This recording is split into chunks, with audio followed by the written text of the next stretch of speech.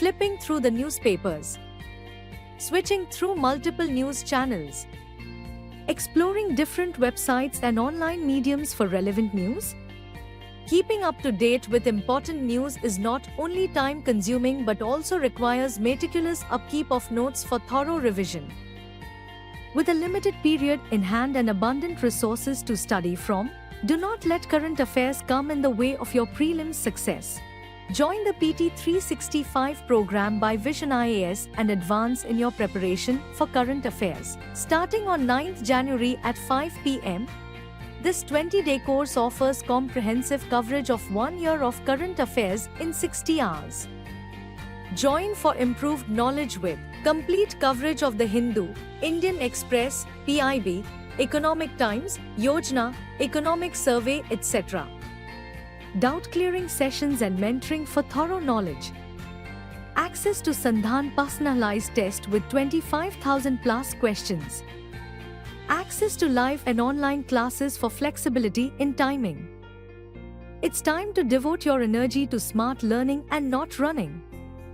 Enroll today and excel in UPSC prelims with a strong command of current affairs. Hello and welcome to this edition of News Today. Without delay, let's have a look at the headlines first. Prime Minister chairs 7th meeting of National Board for Wildlife. Ratna status granted to Indian Railway Catering and Tourism Corporation and Indian Railway Finance Corporation. India has emerged as the world's third largest biofuel producer. 12th Regional 3R Reduce, Reuse, Recycle and Circular Economy Forum in Asia and the Pacific starts in Jaipur. A declassified geological survey in China reports massive thorium reserves. Report titled From Borrowers to Builders, Women's Role in India's Financial Growth Story released. In our first news for the day, the Prime Minister chaired the 7th meeting of the National Board for Wildlife, where he emphasized the importance of technology-driven solutions such as remote sensing and artificial intelligence to tackle forest fires and human-animal conflicts. He also stressed the need for collaboration between key institutions, including the Wildlife Institute of India, Forest Survey of India, and BISAGN. During the meeting, several key decisions were taken. The first ever riverine dolphin estimation report was released, estimating a total dolphin population of 6,327, with the highest numbers found in Uttar Pradesh, Bihar, West Bengal, and Assam. To enhance wildlife health and disease management, the National Referral Center for Wildlife was established in Junagadh.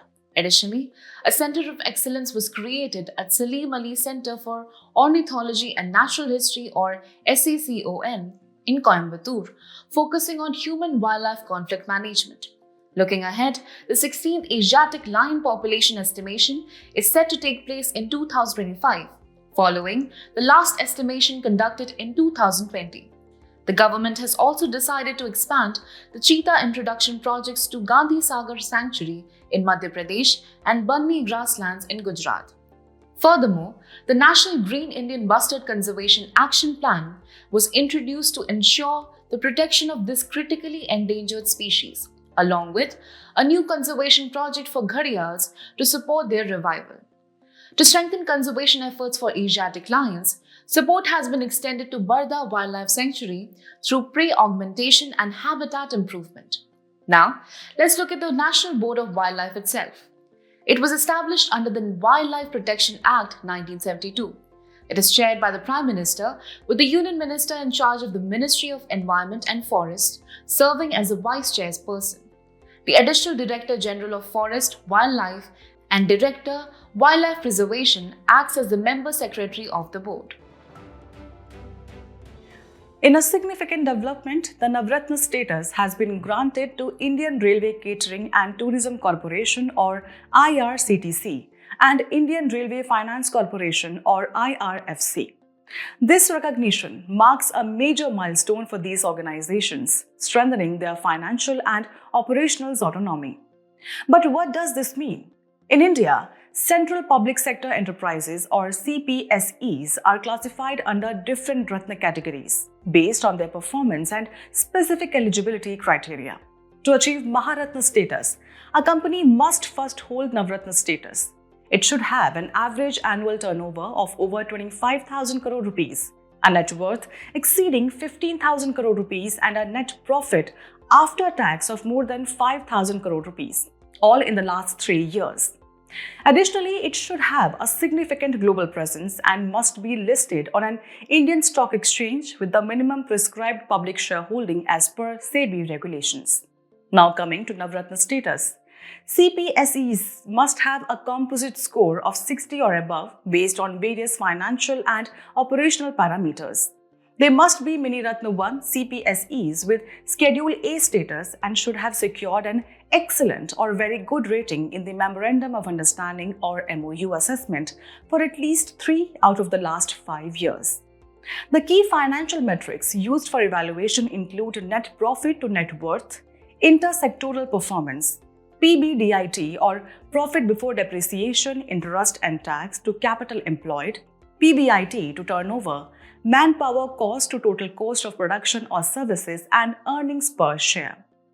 At the base level, the Mini Ratna status is divided into 2 categories. For Mini Ratna 1, a CPSE must have been profitable for the last 3 consecutive years with a pre-tax profit of 30 crore rupees or more in at least one of these years and must have a positive net worth.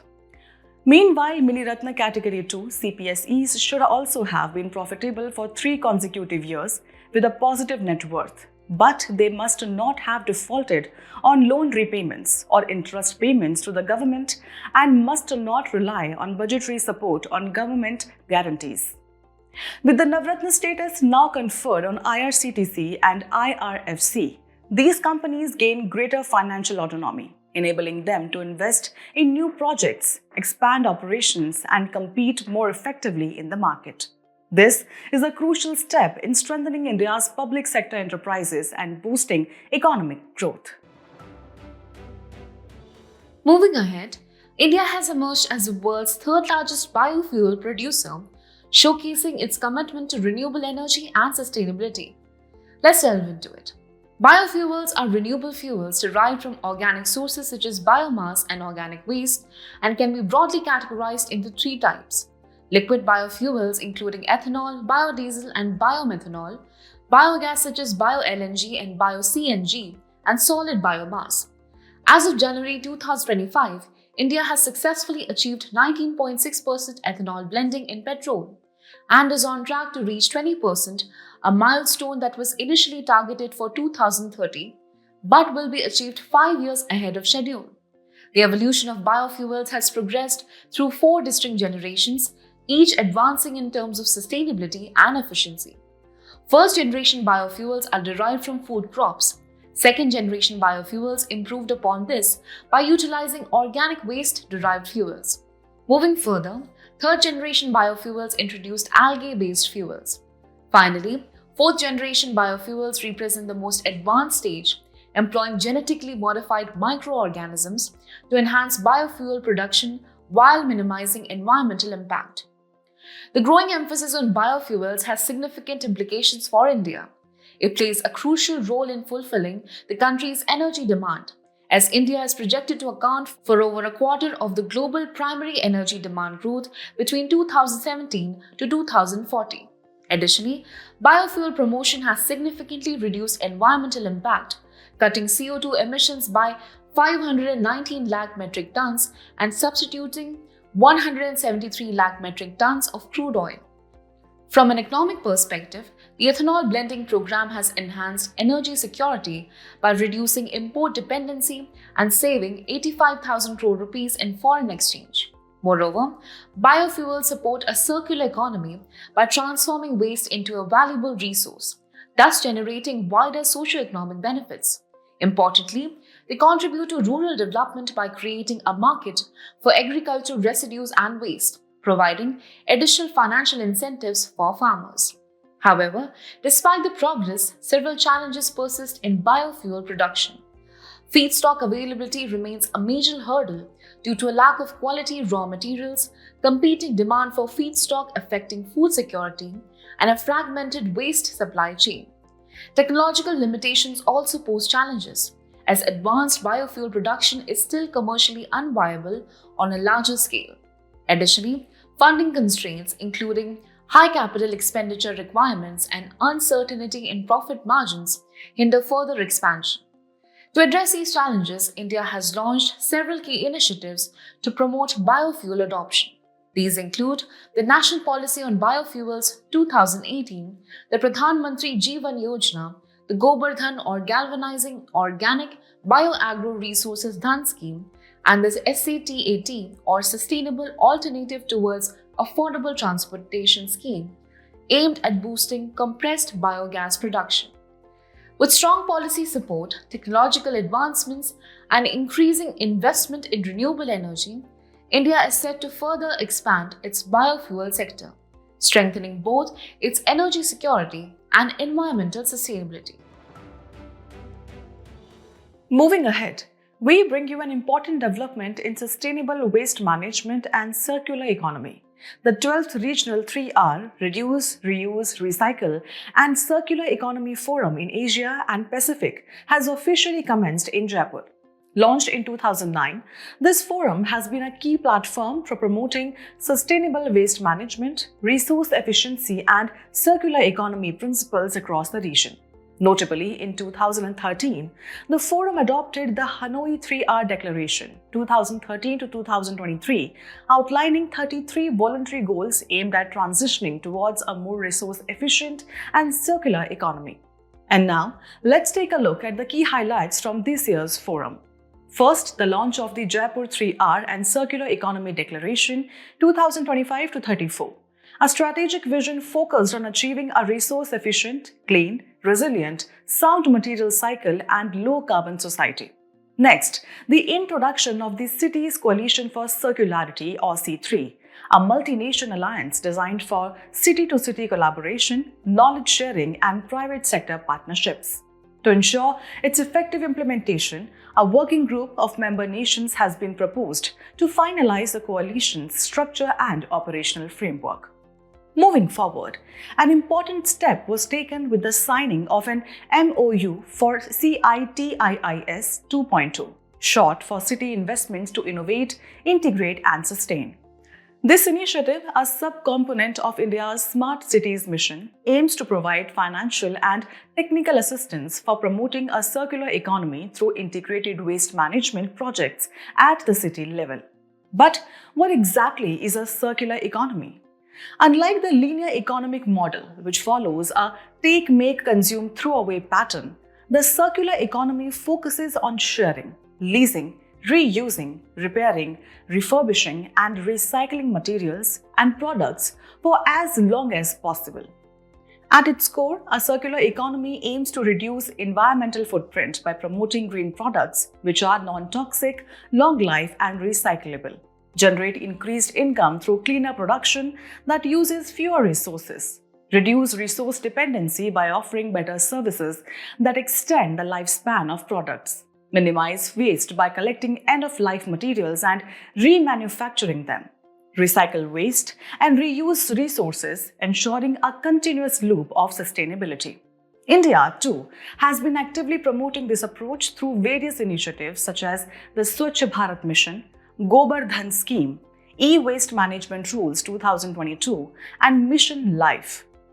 With sustainability at the forefront, the discussions and collaborations at the Jaipur Forum are expected to drive impactful change towards a greener and more resource-efficient future.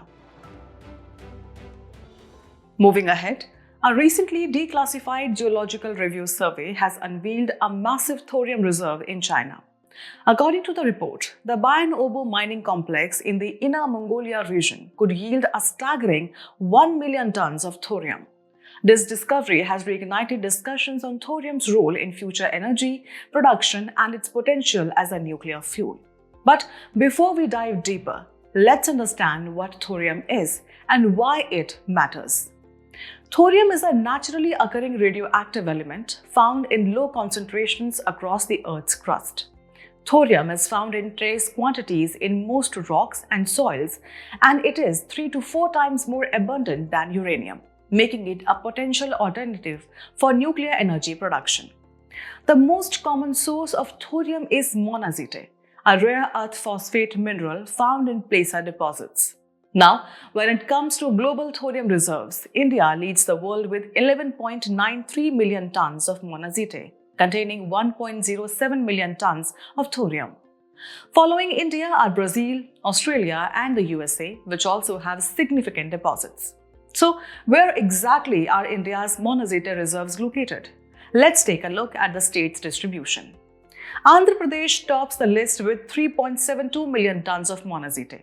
Tamil Nadu follows with 2.46 million tons, while Odisha holds 2.41 million tons. Kerala also has a substantial share at 1.90 million tons, with West Bengal contributing 1.22 million tons. Other states with notable reserves include Jharkhand with 0.22 million tons, Gujarat with 0.07 million tons, and Maharashtra, which has the smallest deposit at 0.004 million tons. Now, let's talk about thorium's properties. It is a soft, ductile, and silvery white heavy metal in its pure form. Essentially, all naturally occurring thorium is present as thorium-232 or Th232. Thorium-232, the primary naturally occurring isotope, is not fissile on its own. However, it can be converted into fissile uranium-233 through irradiation using U-233 or plutonium-239 as a fissile driver. This makes thorium a viable alternative for nuclear power generation. Several types of nuclear reactors can utilize thorium, including heavy water reactors, pressurized light water reactors, and fast neutron reactors. Given India's vast reserves and growing focus on clean energy, thorium-based nuclear technology could play a crucial role in India's energy security strategy. With increasing global interest in sustainable energy sources, these thorium reserves might be the key to revolutionizing nuclear power generation. Moving on, the report titled From Borrowers to Builders, Women's Role in India's Financial Growth Story has been jointly published by TransUnion Civil, the Women Entrepreneurship Platform or WEP of Niti Aayog, and MicroSafe Consulting or MSC. It highlights the growing participation of women in India's credit landscape and the challenges they continue to face. Let's take a look at the key highlights. There has been a steady rise in women borrowers, with the number of women seeking credit tripling between 2019 and 2024, indicating an increased demand for financial independence. The demographic distribution shows that 60% of women borrowers come from semi-urban or rural areas. However, only 27% of retail credit uptake by women comes from those under 30 years old, in contrast to 40% for men. Regionally, southern states report higher shares of women borrowers compared to northern and central states. Additionally, 27 million women borrowers have been proactively checked their credit information and score with CIBIL, signaling a rise in financial awareness. Despite their progress, women borrowers face significant challenges. Credit aversion remains a key issue as many women avoid formal loans due to social norms, fear of default repercussions, and complex application processes. Moreover, they often encounter a poor banking experience as many financial institutions are unwelcoming and fail to offer advisory services tailored to women's needs. Another major hurdle is limited institutional support, with women often perceived as high-risk borrowers due to limited credit history and business experience. For instance, 79% of women-owned businesses are self-financed, while only 7% of MSME credit is allocated to women. Additionally, barriers to credit readiness persist due to lack of necessary documentation, guarantors, and collateral, with 22.2% of women-led collective enterprises deemed not credit-ready. To address these issues, the report suggests key recommendations. There is a need to expand women's access to business loans by adopting policies for affordable credit, collecting sex disaggregated data, and expanding guarantee covers. Additionally, gender-intelligent financial products must be developed, tailoring offerings to women's life cycle needs, social norms, and structural barriers. Credit risk assessment should also be reimagined using AI and big data to eliminate gender bias. Furthermore, credit readiness can be enhanced by promoting digital transactions, bookkeeping, and business formalization to integrate women more effectively into the financial ecosystem. By implementing these measures, India can empower women as financial leaders, shifting them from borrowers to key contributors in the nation's economic growth. The personality in the news today is Lala Hardayal, as his death anniversary was recently observed. He was a nationalist revolutionary and freedom fighter. Lala Hardayal's early influences included Arya Samaj, Giuseppe Mazzini, Karl Marx, and Mikhail Bakunin, which shaped his revolutionary ideology. Now let's talk about his key contributions. He was a founding member of the Gadar Party, established in 1913, and served as its General Secretary. Through this platform, he mobilized Indians living abroad and encouraged them to actively participate in the freedom movement. In addition to his revolutionary activities, he also became involved in industrial unionism in the United States, where he served as the secretary of the San Francisco branch of the Industrial Workers of the World. Lala Hardayal was also a prolific writer, and his notable works include Social Conquest of the Hindu Race, 44 Months in Germany and Turkey, The Bodhisattva Doctrine, and 12 Religions and Modern Life. As we conclude today's main news, let's have a look at some quick updates. US President announced creation of a crypto strategic reserve, which would be a national stockpile of digital assets created under a federal regulatory framework. Similar to Strategic Petroleum Reserve, it would help diversify government holdings and hedge against financial risks. Recently, narwhals have been studied for the first time for their tusking behavior. Narwhals are known for their long tusk, which is actually a tooth. Tusks are used for sensing salinity and water temperatures, hunting, adaptation to environmental changes. Pilot projects on hydrogen-fueled buses and trucks have been launched under National Green Hydrogen Mission. The objective is the development of commercially viable technologies for the utilization of hydrogen in the transport sector. Some analysts suggest that Bengaluru's tunnel road and double-decker road plans exemplifies Brazil's paradox, which states that adding extra capacity to a network when the moving entities selfishly choose their route can in some cases reduce overall performance by drawing more traffic, ultimately undermining their intended benefits. Recently, the trial incineration of 10 tons of waste linked to the 1984 Bhopal gas tragedy commenced in Pithampur area of Madhya Pradesh's Dhar district. Bhopal gas tragedy involved a catastrophic leak of methyl isocyanate gas from Union Carbide facility. 2 new species of jumping spiders have been discovered from Shendurni Wildlife Sanctuary located in Western Ghat, Kerala. It is part of Agasthyamala Biosphere Reserve and owes its name to the endemic species Gluta travancoricum, locally known as Chenguriji. Advanced Research Center for Powder Metallurgy and New Materials showcases a mobile PEMFC-based backup power solution for telecom towers. Proton exchange membrane fuel cells can act as an alternative to diesel generators, which are usually the backup during grid outages. Prime Minister Narendra Modi offers prayers at Somnath Temple. The temple was destroyed multiple times by invaders, first in 1297 by Mahmud of Ghazni. Present temple is in Chalukya style of Hindu temple architecture, last rebuilt in 1951. Somnath is the first among the 12 Jyotirlinga shrines of Lord Shiva. Before we sign off, let's challenge your understanding in today's installment of Test Your Learning.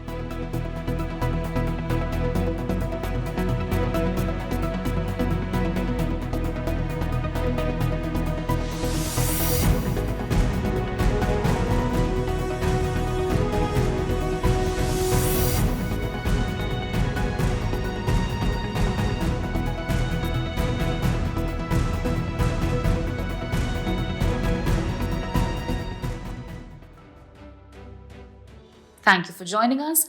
We hope you found this episode of News Today engaging. For the solutions to the quiz and to access the PDF version of News Today, remember to visit the provided links in the description.